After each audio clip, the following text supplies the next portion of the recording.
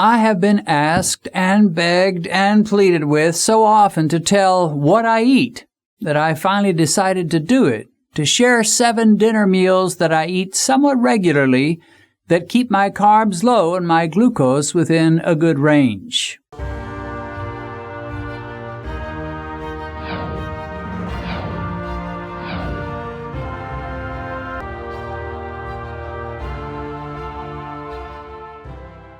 One of the reasons I've been a bit reticent to share in detail the various meals that I eat is I know it's going to be a disappointment for many when they see how common and simple these meals are. But to be honest, there's a good reason for that.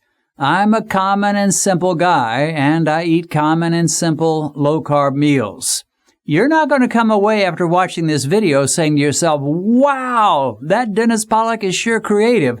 What a culinary imagination he has. What brilliance, what variety. How innovative and incredibly smart he is to come up with all these meals. Well, the truth is, the one thing that you will have to say after seeing these meals and the kind of glucose levels they produce is that they do in fact work pretty well for me. And additionally, they satisfy me. I don't go around saying to myself, I'm so miserable.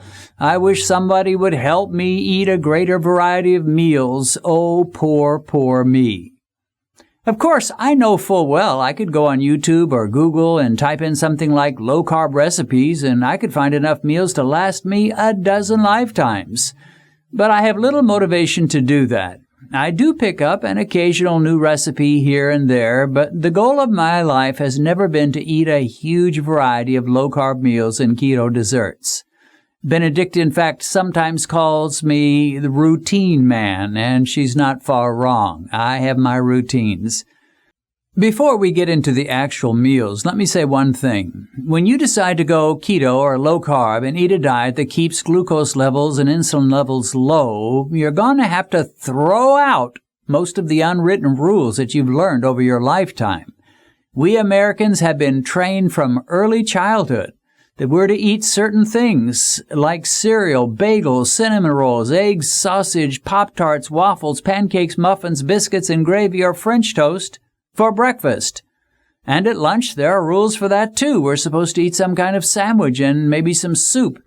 And at dinner, we're supposed to really pig out and eat a monstrous dinner with at least 5 or preferably 7 or 8 different foods, followed by a rich, sugary dessert, stuffing ourselves until we can barely get up from the table.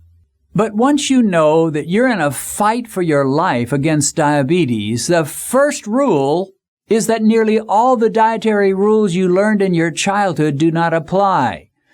You are now eating to live, not living to eat. All those sugary, flour-based, high-carb foods are off limits. And it doesn't matter at all whether you eat this food for breakfast, lunch, or dinner as long as it's low-carb. There are no breakfast foods anymore. There are just good, healthy, low-carb foods you can eat for breakfast, lunch, or dinner. If you want to eat eggs and bacon for lunch or eat low-carb pancakes for dinner, guess what? There are no dietary police that will come to your house and arrest you or fine you. Now, these 7 dinner meals that I'm talking about, I call them dinner meals for the sake of those who think in those terms, but to me, they're just meals. Typically, I eat my largest meal at lunchtime so that when I eat my final meal of the day, what most people would call dinner, I'll have a smaller meal and a meal that's the lowest in carbs.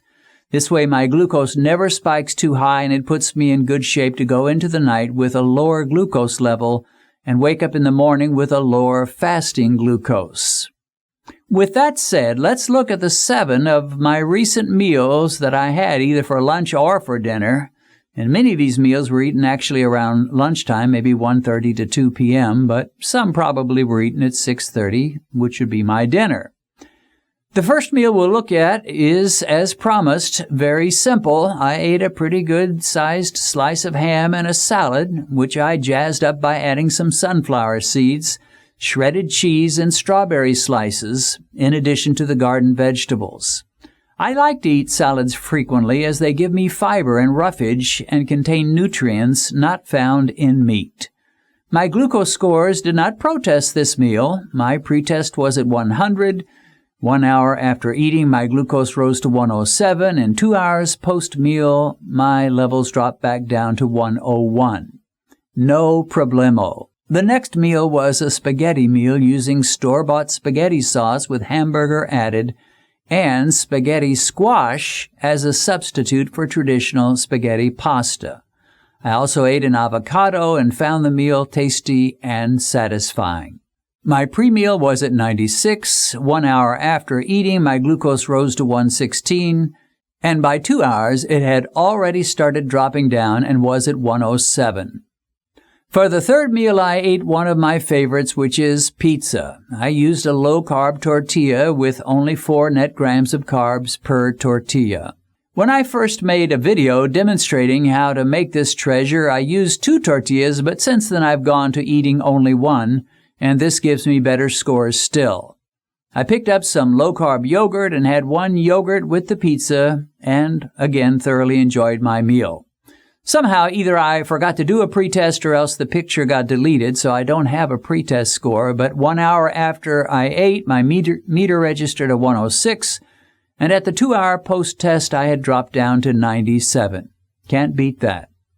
The next meal is my wife Benedicta's famous okra soup and fufu. It's a lot of work for her to make this soup, but she enjoys it, and it gives her a sense of being back in Nigeria. And I enjoy the taste myself. My pretest this time was 86. 1 hour after eating, my glucose was at 111, and at the 2-hour mark, it was at 112. Now, I mentioned on another video that once I had this soup and fufu and noticed that it rose quite a bit at the 3-hour mark, which is very unusual for me, up into the high 130s. And that's something I do not like to see. But I tested myself another time after eating the soup and fufu, and the 3-hour mark was considerably better. So I guess you could say the verdict is still out on this, but at least I don't go over the 140 mark. I need to tell you that Ben does not make the fufu quite like the Nigerians would. She mixes quite a bit of cabbage in with the oat flour in order to lower the carbs. Meal number 5 is ridiculously simple. I simply had 2 boiled eggs and a couple of slices of cheese. And then for dessert, I had a low-carb chocolate cake made in a mug with walnuts and whipped cream on top. When I make these chocolate cakes in a mug, they come out big enough for me to cut into 4 slices, and I usually eat only 1 slice of cake at a meal and save the other 3 slices in the fridge for another day. With this simple eggs and cheese meal, plus the small chocolate cake for dessert, my pretest was at 89, my 1-hour post-test went to 95, and 2 hours after eating, I was at 96.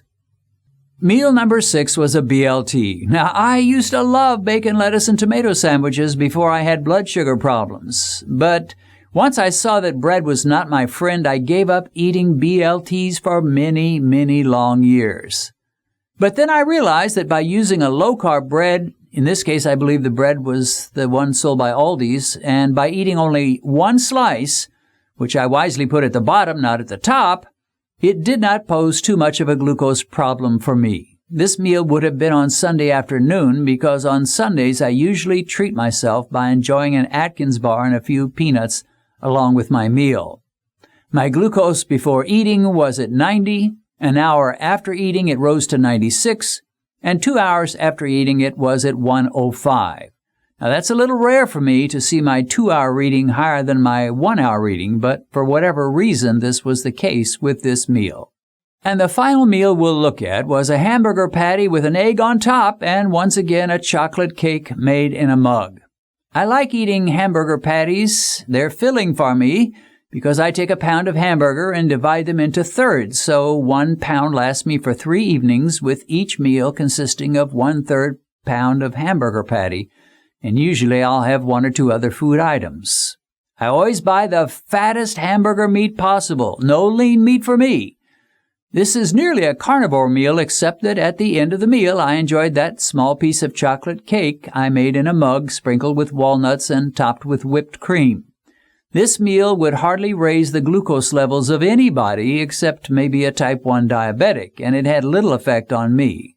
My pretest score was 95. 1 hour after eating, I was at 102, and 2 hours after eating, I was at 91. So there you have it. I warned you this was not going to be exciting. But it is effective for me. It works to keep my glucose and insulin levels low and everything humming along nicely. Now, you want to know a secret? I could have chosen 7 other meals and filled them with things like huge dinner rolls, French bread, baked potatoes, hash browns, French fries, and monster sugary desserts that would have sent my blood sugar soaring past 200 easily. I could have done that, but I didn't. Why? Well, I'm not that stupid. These meals satisfied me, they kept me alive, and they have not resulted in me going to the hospital with raging diabetes, failing eyesight, failing kidneys, terrible circulation, and infections that will not heal. And what this little video demonstrates is what I've been preaching to you from the beginning. What you put on your spoon or put on your fork and then you put it in your mouth makes all the difference. Don't blame your diabetes on your genes or your mama's genes or your particular culture or your ethnicity. Diabetes attacks people from every culture and every ethnicity. But the good news is that victory over diabetes works also equally for all. And it all starts with this one simple premise. What I put in my mouth is going to make the major difference in what numbers show up on my glucose meter and on my A1C score. You ought to be repeating that time after time all day long. What I put in my mouth is going to determine what shows up on my glucose meter. And for someone with diabetic tendencies, a high carb, high sugar, high starch, high processed foods diet is a nightmare. It is a disaster waiting to happen. It is a time bomb in your life, ticking, ticking, ticking, until the time is perfect. But you can send diabetes packing, which is why I call this channel Beat Diabetes. The question is, if a tree falls in the forest, but there's no one around to hear it, does it make a sound? Not really. And if diabetes lurks in the shadows of your life, but you never give it a chance to manifest itself, and you keep your carbs and your glucose low, and you never allow diabetes the opportunity to give you those terrible diabetic complications, have you beaten diabetes? Well, the answer, in my opinion, is, yep, you sure did. I want you to know that I do have another YouTube channel. It's called by my name, Dennis Pollock, and on this channel, I teach the Bible. I do short little 6- and 7-minute devotionals normally on all kinds of Bible topics. If you're having a rough week and need some encouragement, or you just want to know what does the Bible actually say, you need to check out my Dennis Pollock Bible channel. There'll be a link in the description below.